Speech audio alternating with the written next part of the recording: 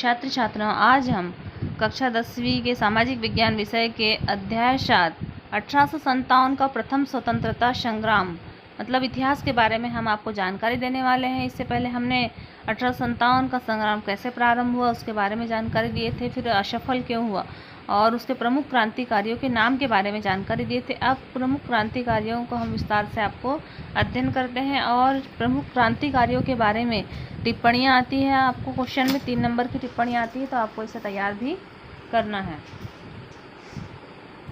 1857 ईस्वी का प्रथम स्वतंत्रता संग्राम का विस्तार संपूर्ण भारत में हुआ।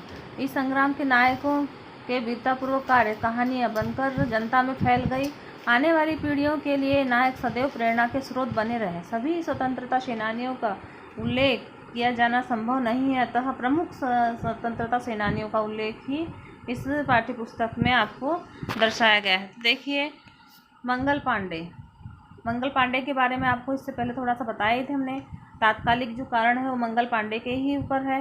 तो मंगल पांडे एक सेनानी था जो बैरकपुर बंगाल स्थित छावनी में पदस्थ था।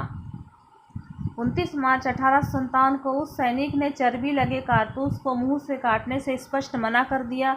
वह क्रोध में आकर अपने अधिकारी की हत्या कर दी। फलस्वरूप उसे बंदी बना करके 8 अप्रैल 1857 को फांसी दे दी गई। तो ये मंगल पांडे के बारे में हो गया। उसके बाद में आते हैं बहादुर शाह जफर द्वितीय, जिसे दिल्ली का सम्राट घोषित किया गया था। मुगल सम्राट, अंतिम दिल्ली का मुगल सम्राट था ये। तो बहादुर शाह द्वितीय मुगल साम्राज्य के अंतिम बादशाह थे और 10 मई 1857 को मेरठ के सैन्य छावनी के सिपाहियों ने ब्रिटिश शासन के विरुद्ध संग्राम आरंभ कर दिल्ली जीत कर सत्ता के नए प्रतीक के रूप में एक वृद्ध बहादुर शाह द्वितीय को भारत का सम्राट घोषित कर दिया। और वृद्धावस्था के बावजूद भी बहादुर शाह द्वितीय ने क्रांति के नेतृत्व इसलिए स्वीकार किया क्योंकि क्रांतिकारियों में व्याप्त देशभक्ति की भावना ने उसमें आशा का संचार किया। उन्होंने क्रांति को व्यापक रूप देने के लिए पटियाला, ग्वालियर, कश्मीर आदि रियासतों के शासकों और राजपूतानाओं के राजाओं को व्यक्तिगत पत्र लिखकर संग्राम में भाग लेने के लिए कहा। दिल्ली के समाचारों के कारण क्रांति का विस्तार अनेक स्थानों पर हुआ। इससे घबराकर लॉर्ड कैनिंग ने दिल्ली से ही क्रांति दमन का निश्चय किया। बहादुर शाह द्वितीय की सेनाएं अंग्रेजी फौज से वीरतापूर्वक लड़ी परंतु पराजित हुई। अंग्रेजों ने बहादुर शाह को बंदी बना लिया। उन्हें निर्वासित कर रंगून भेज दिया गया। तो ये आता है कि बहादुर शाह द्वितीय का संबंध किससे है, तो रंगून वर्मा भेज दिया गया। और बहादुर शाह द्वितीय की मृत्यु कब हुई, तो 1862 में बहादुर शाह द्वितीय की मृत्यु हो गई। ये है बहादुर शाह द्वितीय। उसके बाद में आता है रानी लक्ष्मीबाई। रानी लक्ष्मीबाई के बारे में आपको जानकारी दी जा रही है।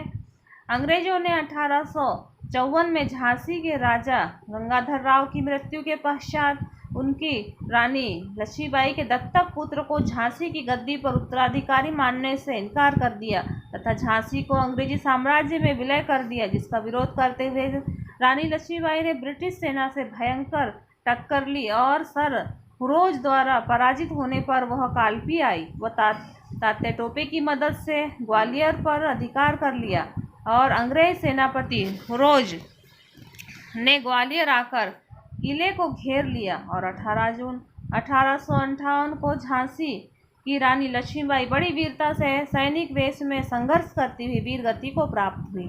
उनकी वीरता की गाथाएं आज भी देशवासियों को प्रेरणा देती है। इसी प्रकार से हम देखते हैं तात्या टोपे 1857 के उन वीर सेनानियों में से एक थे जिनको आरंभिक निष्ठा पेशवा परिवार के प्रति थी। और तात्या टोपे अपनी देशभक्ति, वीरता, व्यूह रचना और शत्रु को चकमा देने के लिए कुशल थे। साधनहीनता की स्थिति में युद्ध जारी रखने का साहस, निर्भीकता और गौरिल्ला पद्धति से युद्ध करना और पेशवा नाना साहेब की ओर से युद्ध का समस्त उत्तरदायित्व और उनके स्वामी भक्त तात्या टोपे ही थे। और झांसी की रानी के साथ में जो ग्वालियर का किला जीता था, तो झांसी की रानी की भी उन्होंने मदद की थी। रानी की मृत्यु के पश्चात तात्या ने निरंतर गौरीला पद्धति के माध्यम से मध्य भारत बुंदेलखंड में अंग्रेजों से कड़ी टक्कर ली और अंग्रेजों ने तात्या टोपे को बंदी बनाने के लिए कुटिलता और विश्वासघात की नीति का सहारा लिया। अंततः तात्या टोपे को आरोन जिला गुना के जंगलों में विश्राम करते हुए बंदी बना लिया और 18 अप्रैल 1859 को तात्या टोपे को शिवपुरी में फांसी दी गई। तो तात्या टोपे को कहाँ फांसी दी गई? तो शिवपुरी में। और कब दी गई? तो 18 अप्रैल 1859 को। नाना साहेब संग्राम के अन्य महत्वपूर्ण नेता थे। नाना साहेब भूतपूर्व पेशवा बाजीराव द्वितीय के दत्तक पुत्र थे और बिठूर में निवास करते थे। पेशवा की मृत्यु के उपरांत लॉर्ड डलहौजी ने नाना साहेब को पेंशन और उपाधि देने से वंचित कर दिया। अंततः नाना ने अपनी स्वामी भक्ति सैनिकों की मदद से अंग्रेजों को कानपुर से निकाल दिया और स्वयं को पेशवा घोषित किया। और तात्या टोपे और अजीमुल्लाह नाना साहेब के स्वामी भक्त सेना नायक थे।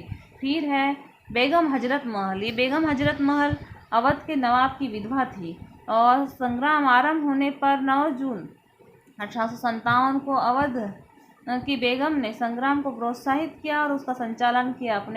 उसने अपने युवा पुत्र बिरजित कादर को अवध का नवाब घोषित कर दिया और लखनऊ स्थित ब्रिटिश रेसिडेंसी पर आक्रमण किया। और बेगम हजरत महल ने शाहजहांपुर में भी संग्राम का नेतृत्व किया। पराजित होने के पश्चात बेगम सुरक्षा की दृष्टि से नेपाल चली गई। इसके आगे में हम अपने जो कुछ प्रश्न उत्तर बचे हैं उसको हम आपको विस्तार से बताएंगे।